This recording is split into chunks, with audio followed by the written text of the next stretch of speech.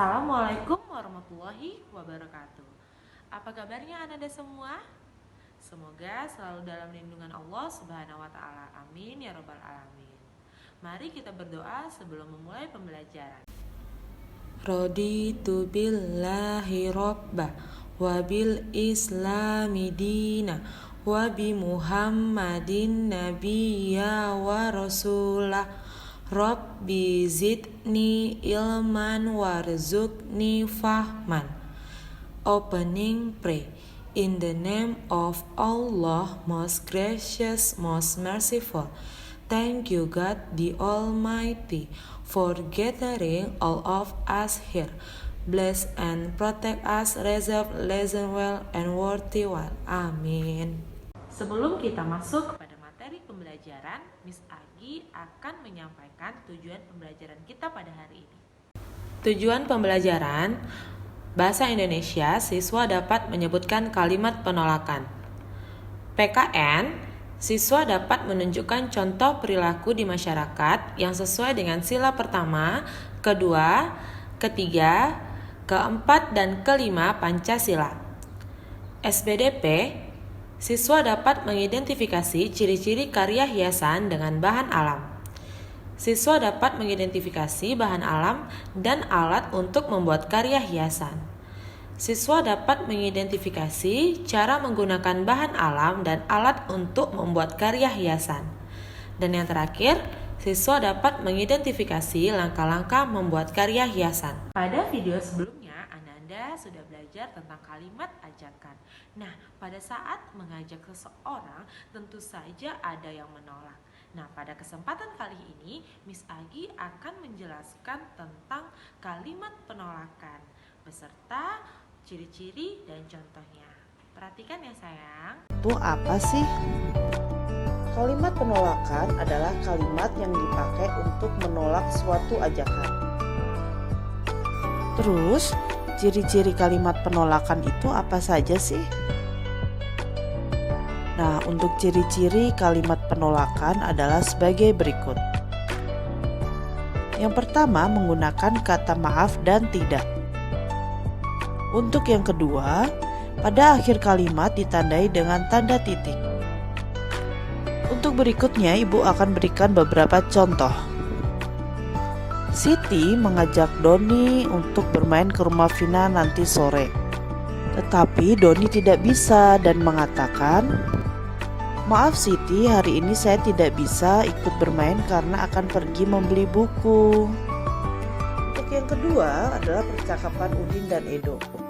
"Din, besok kita berangkat ke sekolah bersama-sama ya." Udin menjawab, "Maaf Edo, besok saya tidak bisa karena saya akan diantar ayah." Itu tadi adalah pengertian, ciri-ciri, dan contoh kalimat penolakan. Satu hal yang harus kalian ingat adalah kalimat penolakan harus disampaikan dengan menggunakan bahasa yang sopan. Berikut adalah contoh-contoh kalimat penolakan. Yang pertama, "Maaf Pak RT, saya tidak bisa ikut kerja bakti. Saya ada tugas keluar kota." Yang kedua, "Maaf saya harus pulang karena saya bertugas ronda malam." Dan yang ketiga, "Maaf saya tidak bisa gotong royong, saya sedang sakit." Pada contoh kalimat penolakan sebelumnya, Ananda sudah melihat contoh penolakan mengikuti gotong royong dan kerja bakti. Nah sayang, gotong royong dan kerja bakti adalah kegiatan yang dilakukan di masyarakat. Nah sekarang Miss Agi akan menjelaskan tentang contoh-contoh pengamalan Pancasila di lingkungan masyarakat. Berikut adalah contoh pengamalan sila ke-1 Pancasila di lingkungan masyarakat. Memberikan kesempatan orang lain untuk beribadah. Melaksanakan ibadah sesuai agama masing-masing. Contoh pengamalan sila kedua Pancasila di lingkungan masyarakat. Membantu orang yang tertimpa bencana. Bersikap murah hati kepada semua orang. Mau menolong sesama. Contoh pengamalan sila ketiga Pancasila di lingkungan masyarakat. mempelajari tarian daerah, bangga menggunakan produk dalam negeri, bersahabat dengan teman yang berbeda suku, dan bekerja sama menjaga keamanan lingkungan sekitar. Contoh pengamalan sila keempat Pancasila di lingkungan masyarakat. Menghormati pendapat orang lain. Dan yang terakhir, contoh pengamalan sila kelima Pancasila di lingkungan masyarakat, yaitu gotong royong membersihkan lingkungan. Pada video sebelumnya, Miss Agi sudah menjelaskan tentang contoh-contoh pengamalan Pancasila di masyarakat.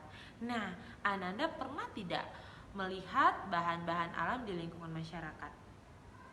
Oke, Miss Agi akan menjelaskan apa itu bahan alam beserta kegunaannya. Perhatikan ya sayang. Oke sayang, Miss Agi akan menjelaskan tentang jenis-jenis bahan alam untuk membuat hiasan. Bahan alam merupakan semua bahan yang terdapat di lingkungan sekitar. Bahan alam dapat digunakan sebagai bahan pembuat hiasan. Hiasan biasanya dibuat dalam bentuk kolase atau mozaik. Berikut adalah bahan alam yang biasa digunakan untuk membuat kolase dan mozaik. Biji-bijian. Biji-bijian terdiri dari biji jagung, kacang tanah, biji kedelai, dan kacang hijau.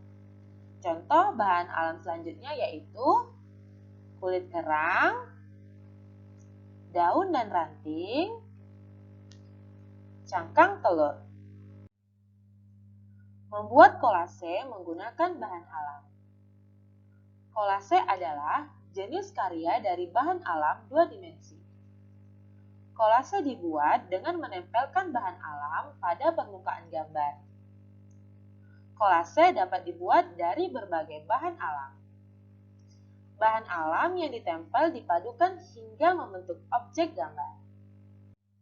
Nah, berikut adalah contoh-contoh dari kolase. Perhatikan ya sayang. Nah, ini adalah contoh-contoh dari kolase. Seperti ini dia. Membuat mozaik menggunakan bahan alam. Salah satu jenis karya dari bahan alam adalah mozaik. Mozaik dibuat dengan cara menempelkan kepingan-kepingan bahan alam pada bidang datar.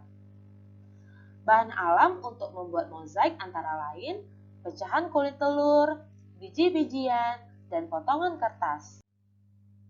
Contoh-contoh mozaik antara lain, perhatikan ya sayang. Nah, ini gambar mangga yang dibentuk menjadi mozaik. Ada Doraemon, burung hantu atau owl, dan apple. Nah, ini adalah contoh-contoh dari mozaik. Oke sayang, that's all for today. Terima kasih atas perhatiannya. Setelah ini Miss Agi akan memberikan tugas ya sayang. Mohon dikerjakan dengan sebaik-baiknya. Yuk kita ucapkan alhamdulillah bersama-sama. Alhamdulillahirabbil alamin. Kafaratul majelis please. Subhanakallahumma wa bihamdika asyhadu an la ilaha illa anta astaghfiruka wa atubu ilaik. Akhir kata bisa gue ucapkan wabillahi taufik wal hidayah. Wassalamualaikum warahmatullahi wabarakatuh.